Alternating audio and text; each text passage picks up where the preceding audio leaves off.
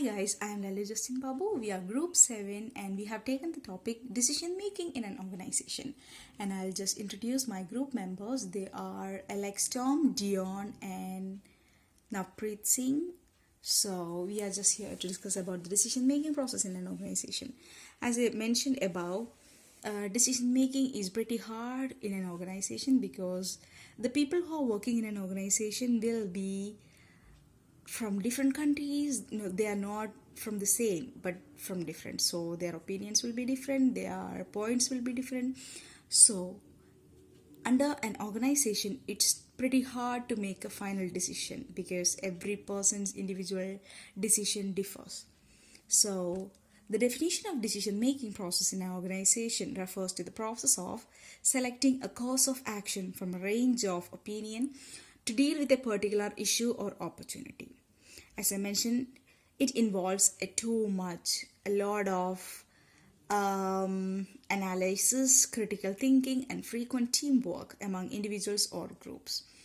As I mentioned, organization is a group of people are working together, so it requires a lot of teamwork. And for a decision making in a company, there are a lot of steps are taken under that. Let's go through the step. That is, the first one is identification of the problem and opportunity. To rectify a problem, we should make a decision to or how we should deal that. So the first one is identification of the problem opportunity. Recognize the need for a decision due to a problem or opportunity. And the second point is definition of objectives. Clearly define the goal and objectives to be achieved. And the third point, generation of alternatives. If a problem arises in a company, there should always be a plan B. If a plan A fails, we should go under the plan B. So we have to make an alternatives. So identify and develop multiple options or solutions. Not only alternative, we should have the solution for that also. And the fourth point is evaluation of alternatives. Evaluation of alternatives comes under assess the pros and cons of each alternative. We are not supposed to make an alternative randomly, but then we just need to go through all the pros and cons of each alternative we are choosing. And the fifth point is the selection of best alternative. As I mentioned earlier, there will be a lot of alternatives we are choosing, and we have to take that into consideration and make a best choice within that. So that will be better to make a decision in an organization. Choose the most suitable option based on the evaluation. We have made a lot of alternatives and we have to choose the best from that. And the sixth point is implementation of the decision.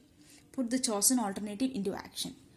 It is not making the best alternative, but then we just need to choose the best one and to make into action. That is the main part of decision making in an organization. And the last point is monitoring and evaluation. It comes under tracking the progress and outcome of the decision. So these are the steps in decision making process. Thank you. Hi, my name is Dion James Shows. Today I am going to cover types of decision making in an organization. The first one is programmed decisions. These are routine and repetitive decisions that organizations encounter regularly. They are typically structured and can be handled through established policies, procedures, or rules.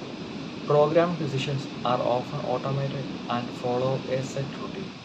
Examples include inventory restocking, payroll processing, or order fulfillment, where the processes are well defined and can be executed systematically. The second one is non programmed decisions. Non programmed decisions are unique and complex. They involve situations that are novel, unstructured, and do not have predetermined solutions. These decisions require a creative and customized approach because there are no established routines to follow. Non programmed decisions often arise in response to unforeseen challenges, opportunities, or strategic shifts demanding innovative problem solving and a flexible mindset. The third one is strategic decisions. Strate- Strategic decisions are high stakes choices that have a significant and long term impact on the organization. These decisions are typically made by top level executives and involve the overall direction and scope of the organization. Examples include entering new markets, mergers and acquisitions, or major investments in technology. Strategic decisions require careful analysis, consideration of the future consequences, and alignment with the organization's long term goals. The fourth one is tactical decisions. Tactical decisions are made by middle level managers and are more focused on the implementation of the organization's strategies. These decisions bridge the gap between strategic decisions and day to day operational decisions. Tactical decisions often involve resource allocation, team coordination, and the execution of specific plans to achieve organizational objectives. Examples include developing a marketing campaign or restructuring a department to enhance efficiency. The fifth and final one is operational decisions. Operational decisions are routine and day to day choices made by lower level managers to ensure the smooth running of the organization. These decisions are often structured and follow established procedures. Operational decisions address immediate and short term issues related to the organization's daily functions. Examples include scheduling employees, managing inventory levels, or handling customer inquiries. The efficiency of these decisions directly impacts the overall effectiveness of daily operations. My name is Navpreet Singh Sandhu. Let's dive into each of these important considerations in decision making. First, I'm going to start with the information gathering. Decision making relies heavily on the quality and relevance of information. It's crucial to gather accurate and precise data to understand the situation, identify alternatives, and assess the potential outcomes. Risk assessment. Every decision comes with inherent risk. Evaluating these risks involve identifying possible negative consequences and uncertainties. These steps allow decision making to develop strategic to migrate to or manage risk equal efficiently. Effective consideration. Ethical principles play a vital role in decision making. It involves evaluating decision in the consent of moral values and social norms. Inclusivity and stakeholder involvement. Involving a diverse group of stakeholders ensure broader perspective and consider the interest of all relevant parties. This inclusively promote better decision quality and help in decision making potential conflict. Now my other slide. Decision making style. Different situations require different decision making approaches. Whether it's a collaborative approach involving a team or a directive approach where a single decision making takes charge. The chosen style should align with the nature of the decision and the organization culture. Flexibility. Flexibility in decision making involves being open to adapting choice based on new information or changing circumstances. This educate approach is essential to respond effectively to dynamic environment and unexpected development. Now, the last point is learning from the past decision. Reflecting on the past decision provide valuable insight by analyzing both successful and unsuccessful decisions.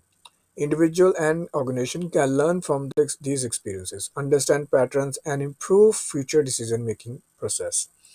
To encapsulate, effective decision-making involve a holistic approach that integrate information gathering, risk assessment, ethical consideration, inclusivity, varied decision-making style, flexibility, and learning from past experiences.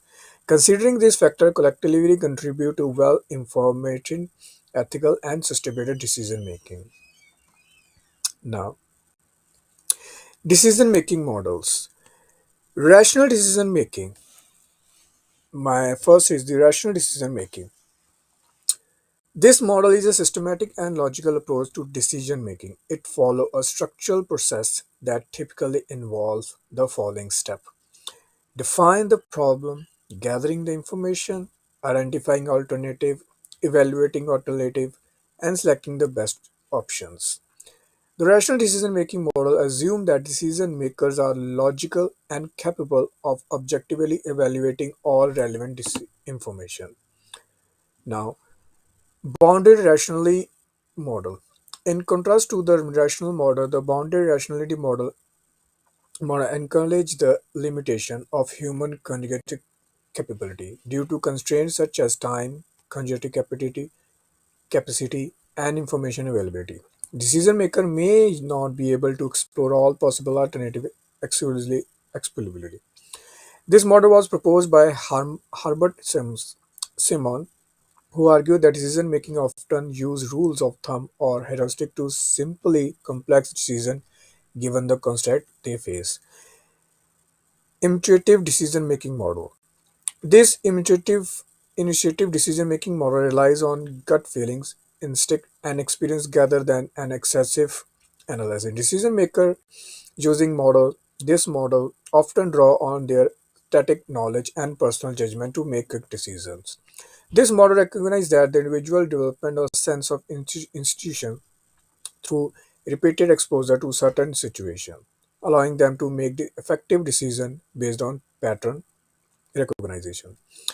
Political decision-making. The political decision-making model takes into account the various interests, power dynamic, and influence within an organization or group. Decisions are reviewed and as outcome of the negotiating alliance and power struggle among individuals or groups.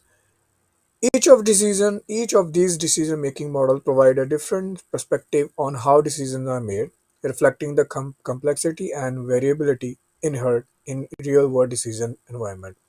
The choice of these models often depend on the nature of the decision, available resources, and the consent in which the decision is being made. Thank you very much.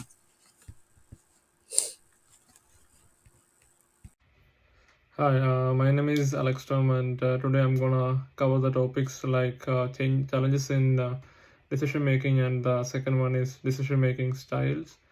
Coming to the challenges, there are a total of five challenges. The first one is information overload. Talking about the information overload occurs when the decision makers are exposed to an excessive amount of data and information, making it challenging to process and prioritize relevant details. This can lead to decision paralysis or the inability to make well-informed choices due to the overwhelming volume of information. The second one is time constraints. Time constraints are a common constraint on decision making. The need to make judgments quickly can cause people to make snap decisions, which may result in lack of careful thought and examination of all variable options. Uncertainty and risk. When decision makers don't have all knowledge they need to make decisions, uncertainty results. On the other hand, risk is the likelihood of negative outcomes. Making decisions often involves striking a balance between risk and uncertainty. The fourth one is cognitive biases, which are systematic patterns of deviation from norms or rationality in judgment, often leading to perceptual distortion, inaccurate judgment, illogical interpretation, or what is broadly called irrationality. The last and final one is groupthink. Groupthink occurs when group members prioritize harmony and consensus over critical evaluation of alternatives. It often leads to desire for conformity and anonymity, suppressing dissenting opinions or critical analysis. Okay, the second topic I'm going to cover today is decision-making styles. There are a total of 4 decision-making styles, which the first one is autocratic decision-making. Autocratic decision-making is characterized by a singular individual, often a leader or manager, making decisions independently without seeking input from others.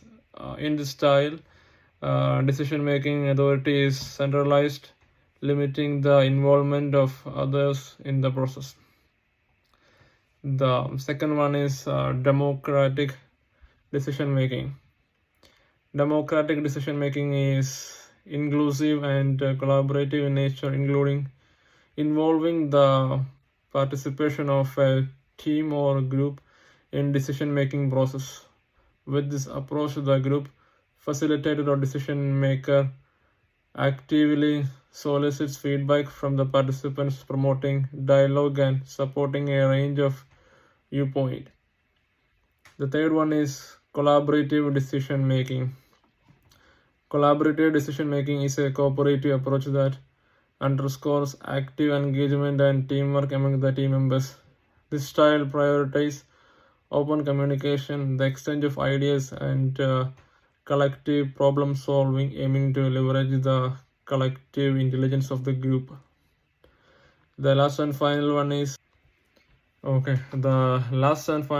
the consensus based decision making, which is a decision making which centers on the researching unanimous agreement among group members, prioritizing decisions that garner support from everyone included, even if it requires compromise. This approach is characterized by open communication, extensive decisions until full support is achieved, and a culture of collaboration and compromise. Thank you.